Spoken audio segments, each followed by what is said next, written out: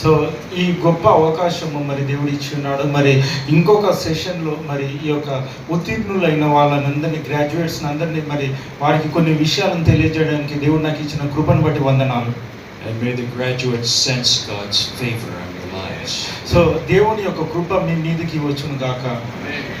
I think the graduation service gives us a little picture of the graduation in heaven. So ఈ యొక్క ఏదైతే ఉందో ఇక్కడ మనం గ్రాడ్యుయేషన్ చేస్తున్నామో ఇటువంటిదే మరి పరలోకంలో కూడా ఉంటుంది. దాని ప్రతిరూపమే ఇక్కడ మనం చేస్తున్నాం. You know, we do get a report card in heaven.